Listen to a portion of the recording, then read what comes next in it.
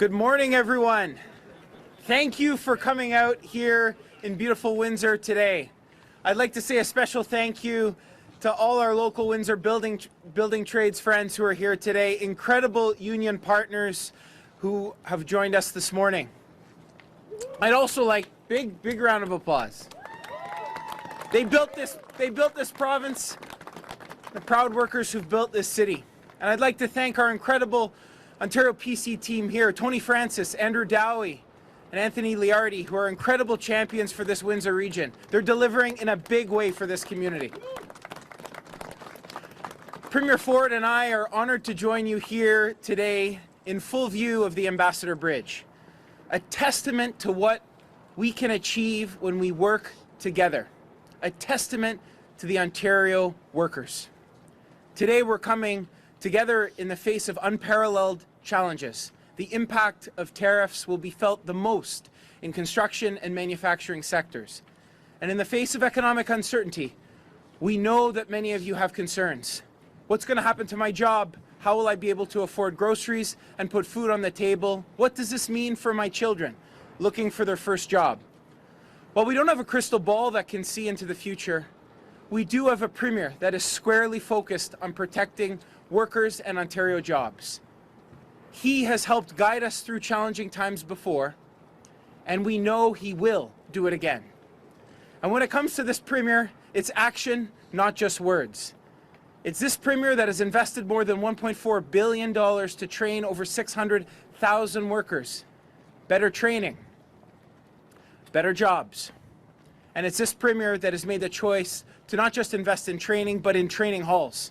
And he's backed it up by more than $76 million towards state-of-the-art training facilities and new equipment.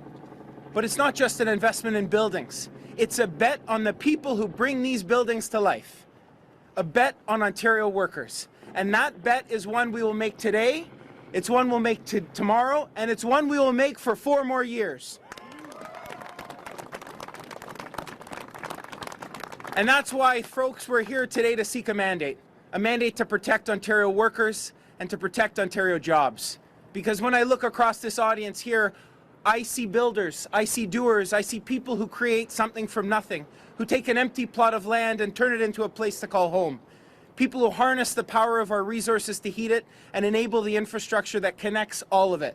People who make the parts that put together form the vehicles that take us to where we need to be. We will do everything in our power to protect you, the Ontario worker, because without you, nothing is possible. But together, we are undeniable and unstoppable as a province. Thank you, and I'd now like to introduce you to someone you know well, someone who will never stop fighting for the people of Ontario, someone we can count on to stand up for workers, to stand up for our province, the Premier of our province, and the next Premier of Ontario, Doug Ford. Boy, well, first of all, thank you very much, and I just want to thank you, David, first of all, for that introduction, but the work that you've been doing, making sure we work with our great partners in the trades and building more skilled workers around the province, and I just want to thank each and every one of you for helping out build our province, build our country, and I'll make sure you're always protected. I want to welcome my Ontario PC candidates. Andrew Dowie, your PC candidate for Windsor-Tecumseh. They're all champs, these guys. Anthony Liardi, your PC candidate for Essex. And Tony Francis, your PC candidate for Windsor West. And I can't wait to welcome Tony to Queen's Park as part of our Ontario PC team. Yesterday, I met with Her Honour, the Lieutenant Governor, who accepted my request to dissolve the legislature and call an election to be held on February 27th. I couldn't imagine a better place to start our campaign than right here in Windsor. And I couldn't imagine a better partner to start our campaign with than with the people of Windsor. And Mayor Dilkins wanted to be here today, but unfortunately he had a little family emergency, and we all know family comes first. So I just wish you all the best, Mayor, and I'll be coming back here again. But he's an absolute champion for this city and for his people, and I thank him for his support. In these uncertain times, I'm asking the people of Ontario for their trust. I'm asking the people for a strong, stable, 4-year mandate to do whatever it takes to protect Ontario. The people of our province, like people across Canada, are facing unprecedented challenge. President Trump is threatening steep and sweeping tariffs that will devastate Canada's economy on February 1st. And I mean it when I say devastate. Hundreds of thousands of Ontario jobs are at risk, and not just factory workers, service workers, the great construction workers here, retail workers, everyday hard-working people in offices and factories across Ontario. When workers lose their jobs, entire communities feel pain. Bills go unpaid, local businesses lose customers, families worry about their future. And let's be clear, this isn't just about tariffs. The president has threatened economic force. He's even floated the unthinkable, taking over Canadian territory. Let me say this loud and clear, Canada is not for sale. Not to President Trump, not to anyone. The sad fact is, there is no reason for President Trump to be doing this. Canada and the United States are strongest when we work together. Before I entered politics, I ran a business that had employees on both sides of the border. I've seen it firsthand. If you ask thousands of Canadian and American business owners, or the millions of Canadian and American workers that depend on cross-border trade, they will tell you that Canada-U.S. trade is one of the great wins in the history of the world. More jobs and bigger paychecks for workers on both sides of the border. More profits for businesses on both sides of the border. Lower prices for consumers on both sides of the border. More revenue for governments on both sides of the border. I wish Canada was not in this position. I wish we were working together to make Canada and the United States the richest, most successful, safest, most secure two countries on the planet. But nobody has ever solved the problem by wishing it away. We have to play the hand we're dealt.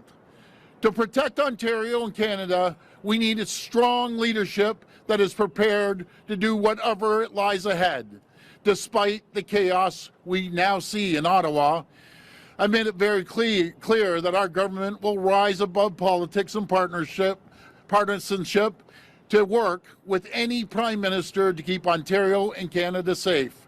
From factory floors to boardrooms, from Main Street, Ontario to American cable news.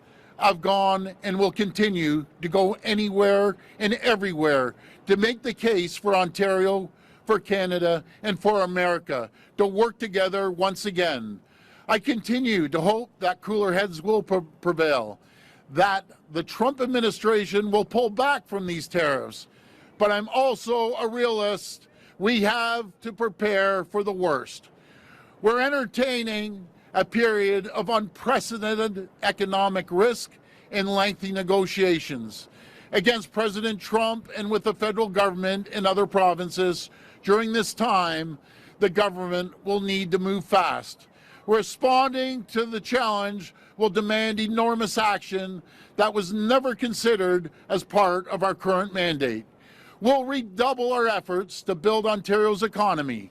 We will do whatever it takes to protect workers and their livelihoods. We will invest tens of billions of dollars in new spending to keep people working. We will work with unions and businesses to retain and reskill our hardest hit workers. And as we do, we need to do everything possible to keep our economy competitive. We'll keep up the fight against the job-killing Liberal carbon tax, and we're urging the federal government to join us in cutting red tape and streamlining approvals to get big things built faster. All of this will require unplanned action with long-term consequences, which is why the people of Ontario deserve to have their voices heard. As taxpayers, this is your money. This is your province and your future. You deserve a say. As Premier, my mandate can only come from the people, not from other politicians. And the bigger the mandate I receive from you, the better we'll be able to protect our province. Because this is a game to the president. He seeks to divide and conquer, whether he imposes tariffs next week, next month, or waits another year or more. Trump's threats are not going away. At a time when the federal government has left Canada drifting, exposed, and vulnerable, President Trump will use every day he's in office to exploit any weakness he can find. To protect Ontario, we need a mandate that will outlive and outlast the Trump administration. While I cannot control Ottawa, there will be no weakness in Ontario. These were the facts that weighed on me when I considered calling this election. With the trust and the support of Ontario workers, I will give this fight everything I've got. In times of trouble, Team Ontario will once again answer the call. We'll continue to make the case to our American allies that we're so much stronger together. We'll also be ready to do whatever is necessary to stand up for and protect Ontario. Our workers, businesses, communities, make no mistake, Ontario won't start a fight with the U.S., but you better believe we'll be ready to win one. To the people of Ontario, let me close by saying this. You know me and the kind of leader I am. You may not always agree with me, and that's okay, but my record is clear. When times are tough, I will do whatever it takes to keep you safe.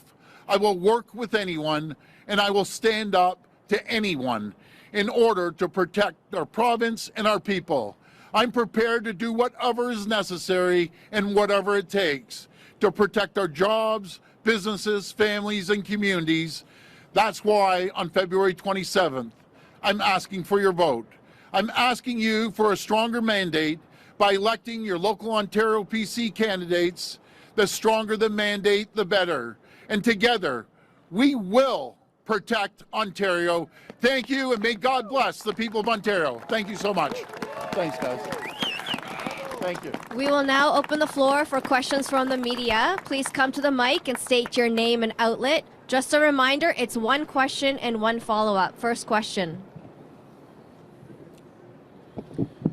Thank you, Grace. Mark McAllister from City News. Hi, Mark. You have spent tens of millions of dollars in government money at this point. You've made multiple American media appearances, and yet you haven't yet taken these tariffs off the table at this point. What makes voters believe that you can protect Ontario if you haven't at this point? Well, these tariffs are coming. They haven't come yet, Mark, and thank you for that question. I think I've proven to the people in Ontario I'll do whatever it takes to protect them, to protect the workers, to protect communities, protect businesses. And that's exactly what we're going to do. It may take tens of billions of dollars to do that. That's exactly what I'm going to do. And we'll fight these tariffs with every tool in our toolbox. This border behind you, this bridge behind you is federal jurisdiction. Shouldn't voters in this province be watching what's happening in Ottawa right now and not necessarily this election you called? Well, I think it affects every single province, every single territory from coast to coast to coast. We all have to work together. Municipalities, the provinces, the territories, and the federal government. And that's exactly what we plan on doing. I'll be getting on the call very shortly, right after this press conference, to talk to all 13 premiers and the Prime Minister and their team to look at the retaliatory tariffs that we're looking at.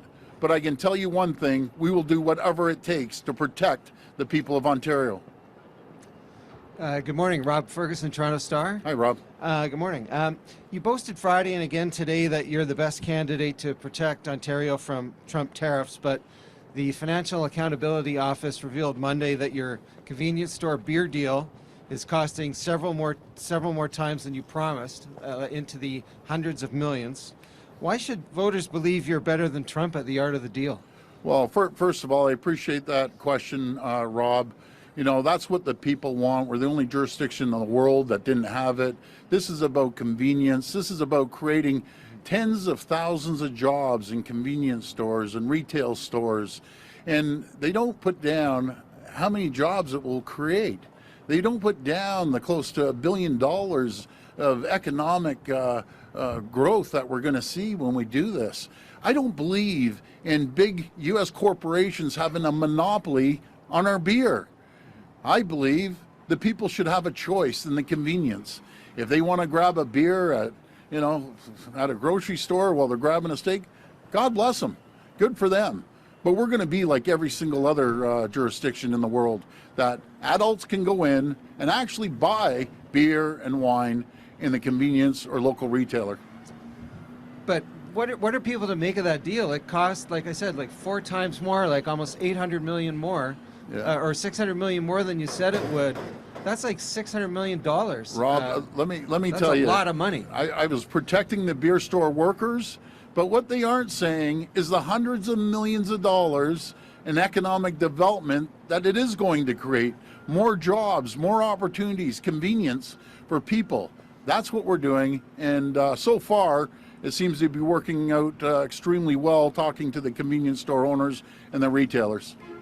Good morning, it's Jessica from the Trillium. Hi, Jessica. So we know that you've been trying to get a meeting with President Trump. Have you been able to do that yet? Not yet, and we're going to be going down there on the 11th and 12th of February to meet the senators and congresspeople and other stakeholders in the U.S. Then I'm going to go back down on the 20th for the governor's meeting as well, and I've talked to governors and congresspeople and senators every single day. But do you know what they say? No matter if they're Republican or Democrat, they don't agree with these tariffs. When I talk to the endless amount of people I know in the U.S., they love Canada. They love Canada. They don't agree with these tariffs. They want to work collaboratively with us, because I'll tell you, 9 million Americans wake up every single morning to produce products for Ontario alone. Those 9 million people may not have a job when these tariffs come in. It's going to be painful on both sides, but we'll get through this. We'll make sure that we use every tool in our toolbox to protect Ontario families, protect Ontario workers, businesses, and communities.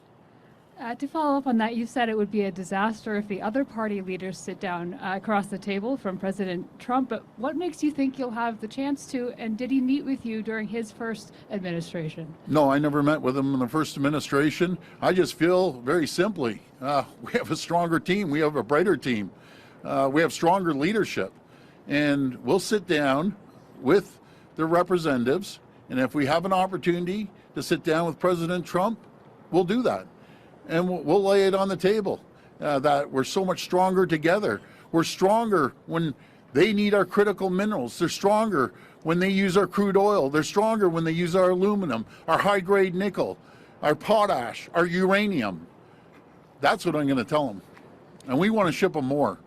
And just to keep in mind, right across this bridge, on the other side, we keep 1.5 million homes in New York and Michigan and Minnesota lit up. I want to send them more power, more electricity.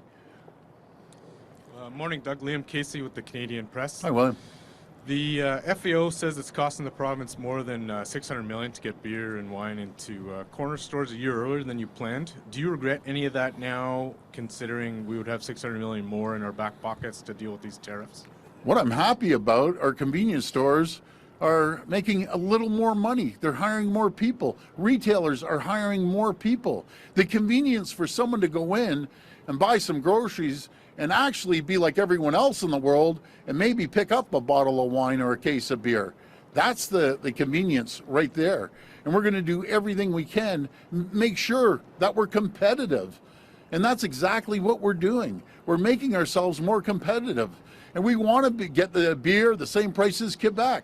We've done this on purpose to make sure that we lower the cost of beer and wine and liquor in the LCBO and beer and wine in the retailers. That's what we're doing. The OMA says this morning there are 2,600 vacant physician positions across the province and that there's been virtually no improvement since a year ago. What does that say about your progress on healthcare? I'm sorry, 2,600, say that again? 2,600 vacant doctor positions across the province. Well, I'm not too sure if you missed the announcement the other day that we're We're putting in $1.8 billion with a plan to connect every single person to a family doc, with the leadership of my minister Sylvia Jones and Dr. Jane Philpott, which is well renowned in healthcare right across the country. But let me tell you what we are doing in healthcare. When we came into office, healthcare was an absolute disaster. We have created the positions for 100,000 new nurses, 30,000 more nurses that are in colleges and universities that are getting their education paid for if they work in needed areas. We've registered more than 15,000 doctors. We've had more medical schools that in Brampton, there hasn't been a medical school in 100 years. We've added more medical seats as the Liberals reduced seats, fired nurses. We're hiring tens of thousands of nurses. We're hiring more doctors every single day. As I said, 15,000 more doctors. Windsor, right here in Windsor, they're getting a brand new hospital. We're spending over $50 billion on building 50 sites right across our province. We're putting more and more money. Matter of fact, we're putting $33 billion more in healthcare funding than any other government in the history of Ontario.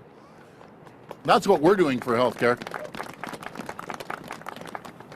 Hi there, Mr. Ford. It's Chris Ensing with CBC News here. Hi, Chris. I got a question here. With tariffs supposedly coming on Saturday, what's the first step in this economic action plan that your cabinet discussed yesterday? How quickly will that be implemented?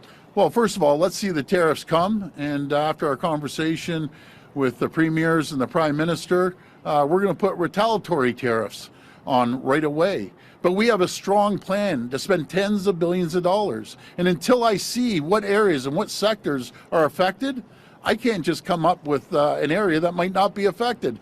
But once it comes, you'll hear loud and clear on how we're going to support the people of Ontario. Okay. The last election, there was a lot of focus on housing. Here in the City Hall, people are fighting developments they believe make areas unsafe, but they meet provincial standards. Yeah. The mayor has said changes to provincial policies have made it nearly impossible to deny developments that some neighborhoods oppose. What do you say to the homeowners who are fighting these developments at City Hall, who are told they're fighting an uphill battle because of your decisions? Okay, so which mayor are you talking about? Here in Windsor, Dilkins, he says it's nearly impossible well, to oppose some developments because of the tighter restrictions. Well, let me tell you something. He's one of the greatest mayors, one of my closest allies. We have given more money to Windsor to make sure that they have the infrastructure, the water that they need to build more homes. We've cut red tape and regulations across the province. Rather than taking 5 years to get a permit, now you can speed things up right across the province when it comes to permitting. We're standardizing permitting going across the province. We're putting billions of dollars into infrastructure to help build more homes a lot faster. We have the BFF fund, so if they hit their target, they get a massive check. Up to tens of millions of dollars if they hit the target. And Windsor's doing a great job, and I have 100% support for the mayor and all the infrastructure that we're doing around Windsor. No matter if it's widening Highway 3 or Lausanne Parkway or many other Banwell Parkway, we're investing like Windsor's never seen. Windsor was ignored for 30, 40, 50 years. With our great MPPs here, now Windsor has a voice. And it's amazing the tens of billions of dollars that we're putting into Windsor. Hi, Maureen with Blackburn News. Hi, Maureen with Blackburn News. Our local school boards are dealing with major deficits, looking at canceling special education programs. What's your plan for education over the next 4 years? Well, going to education, again, I'm going to say that this government has put more into education than any government in the history of Ontario. Well, the Liberal government was closing 600 schools. We're building hundreds of schools, and many right here in Windsor that they haven't seen ever. We're spending over $16 billion in helping. We have great schools, brand new schools, and supporting our students. That's exactly what we're going to do for education. We're going to continue investing in education. Not to mention, we've hired over 6,000 more educators throughout the province. and we're going to continue investing in education. But you know what? You can't invest in education, you can't invest in healthcare if your economy gets attacked. And that's why we have to protect the people, we have to protect the education system, the healthcare system. The economy pays for everything. When you have a terrible economy, and under the Liberals and NDP, it was very busy at this border because over 300,000 people lost their jobs, and all you saw is taillights heading to the Ambassador Bridge to go open up. Let's look forward close to 7 years later. There's over 850,000 people working today that were not collecting a paycheck 7 years ago. So we've created the environment and the conditions for companies to come here and thrive and prosper and grow. And guess what? When that happens, their employees, their staff thrive, prosper, and grow because we're investing into the people, we're investing into businesses. And we have to make sure we protect those businesses, protect the people, protect the communities. I guess, buildings and all that investments are great, but what about the programming in them? They're canceling special education programs, leaving these special education children out without the resources they need. We've invested hundreds of millions of dollars for special education, unlike any other government. We're adding more resources. We're hiring more educators than ever before. Hi, my name is Pierre. I'm with French CBC, Radio-Canada, and my question is on homelessness.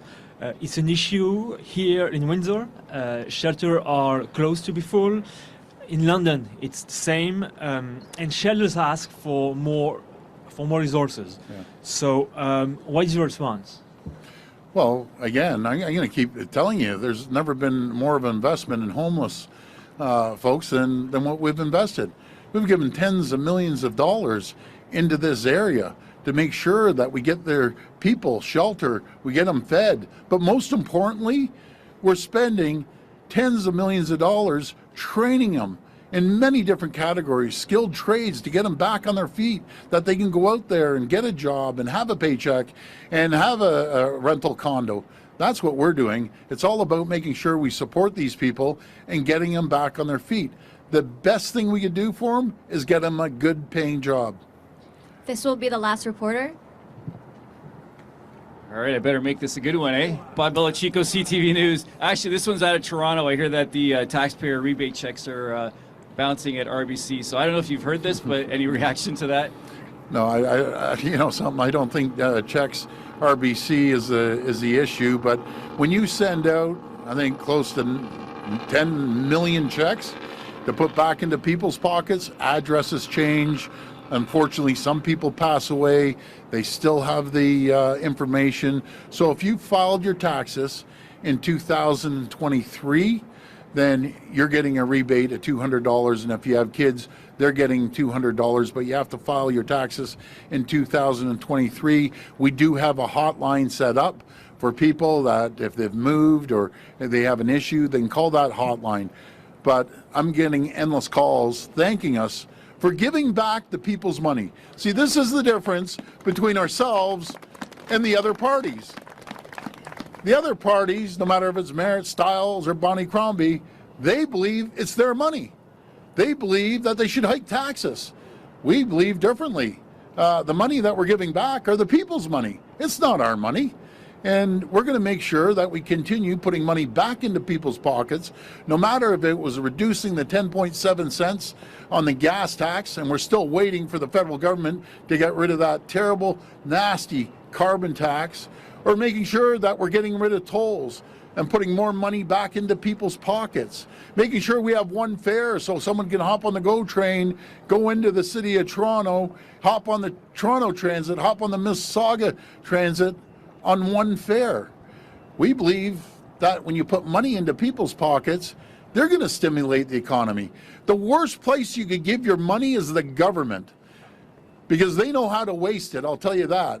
But I'll tell you, I just trust the people, I trust the companies that they're going to reinvest and stir the economy. That's the best thing to do. All right, my follow-up, I guess since we're at the border, is this more or less a referendum on who's the strongest leader to be able to deal with tariffs, Trump, whoever, whatever's coming at you from the U.S.? It's twofold here.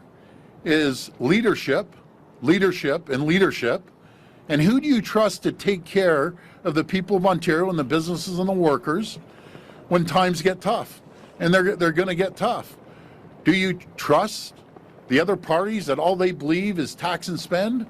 Or do you believe in the PC party that's going to support you? We're going to put tens of billions of dollars into the economy, just like we did during the pandemic. There's experience on one side with the PC party and zero experience with the other three parties. I'll tell you who I'm betting on. I'm betting on the PC party. Thank you. Thank you. This concludes today's press conference. Okay. Thanks, everyone. God bless you. Thanks.